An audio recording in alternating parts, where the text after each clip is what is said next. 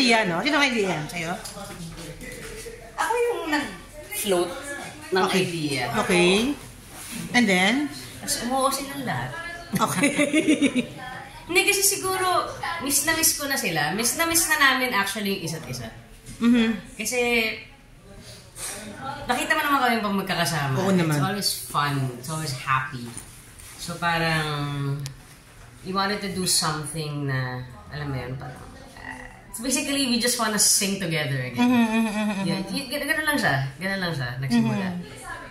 At hindi lang pwede si Nina and si Richard. Si Nina kasi meron siyang show the day before us sa New Frontier. And si Chard naman parang hindi raw available, sabi ng management. So medyo kulang ng dalawa, sayang. Pero, and you will have day 2 kaagad.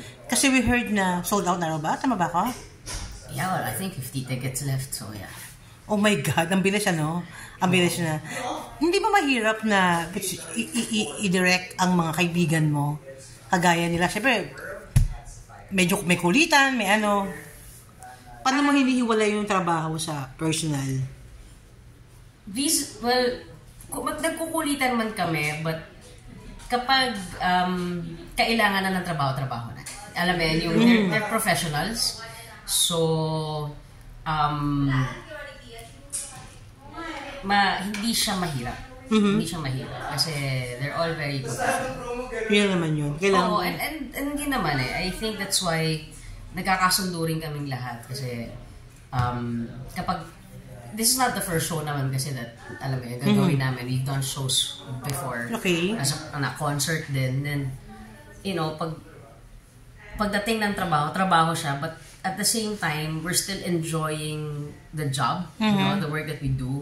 So, hindi siya mahirap. Ayos kasi syempre marami tayong nagiging kaibigan sa showbiz. Marami ka namimit na bago.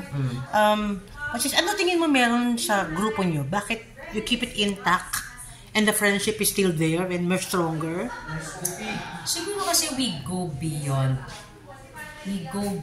the work.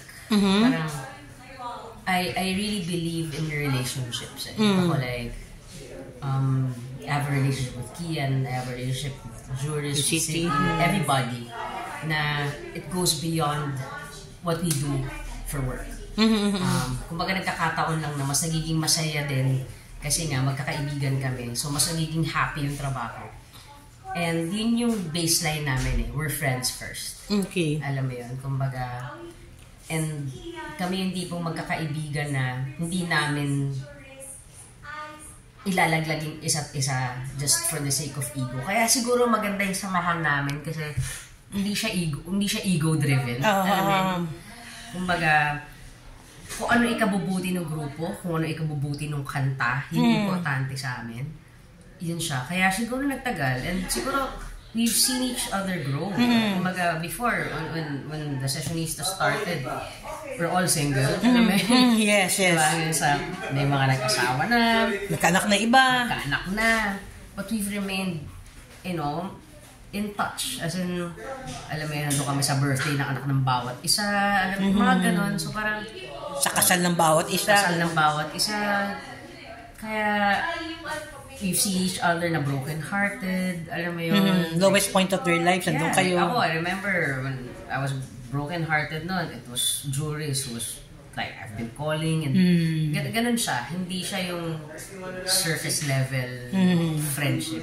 It's deeper than that. So nakikita ko na very strong yung friendship when ASAP decided to disbanded or hinto ni Sessionistas. Hindi ka ba na-hurt ng hinayang? Nanghinayang kasi alam ko we have an amazing group. Yes. But of course, syempre, as with anything, di ba, parang it's always the decision of the management, di ba? But yun nga, kagaya ng sinabi ni Kian kanina, or ni Nyoy, hindi man kami nakikita na every Sunday, but we all feel that we are still together.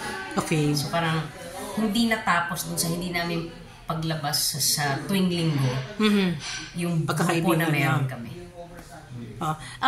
Tanong ko lang, Ice, susundin ko lang na konti sa'yo. Kasi we all know that si Bossing is decided to file a case against Daryl Yap because yung rapist of Pepsi Paloma, ay nadama yung pangalan niya. Ikaw lang, ano lang ang take mo about this? As a very close to Bossing and to Pauline. Well, it's good that he filed the case. Kasi syempre, importanteng marinig din yung side niya, magtanggol niya yung sarili niya. Diba? So, tama lang that he filed. Did you watch the teaser? No? I didn't anymore. Why? Well, it's a personal choice. I just didn't want to. But I'm happy he did. Happy he filed. Kasi ang hirap niya pag minsan nanahimik ka, people will think. Di ba, alam naman sa industriya natin.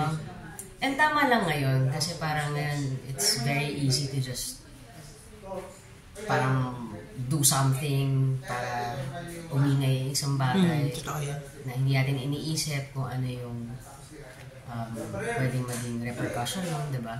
So, for me, it's a good move ni Tito Vic to file. And pagtama niya yung sarili.